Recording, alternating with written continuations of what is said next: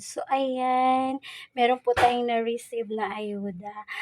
Flex ko lang po. Maraming salamat po sa ibinigay niyo po at hindi na po naman ito bibilhin. At wala po kami pambili, ayun. So, maraming salamat po kasi binigay niyo po ito sa amin. So, ayan, meron pong um, Pajo bar for kiddos, tas milk, and hot dogs, favorite ng kiddos. So, ayun, dahil nga may trangkaso si tatay since Thursday night hanggang ngayon, Tuesday na, hindi pa rin siya gumagaling. So, ayun, hindi nakakapangalakal. So, ayan yung ibinigay sa ating ayuda. Maraming maraming salamat po.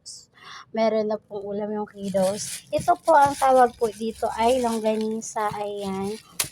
Dito po sa Nueva Ecija, yun. Well known po ang gumagawa nito. Ayan, garlic longganisa. Ayun. So, ayan po siya. Pang-ulam. So, pwede natin siyang ilagay sa adobong sitaw. Ayun. Siya yung ating pangsahog. Tapos, ayan yung hotdog for kiddos.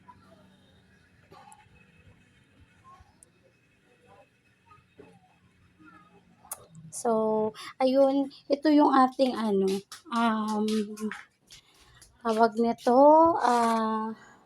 sitaw na ano ko na siya, na himay-himay ko na, ayan. So, gawin natin siyang adobo, tapos pansahog natin itong longganisa. And then, ayan yung ating magiging lunch and then dinner. At pwede pong almusal kasi madami naman pong sitaw. Maraming salamat kay Ma'am Olivia dito sa sitaw kasi freshly pick ito from the garden.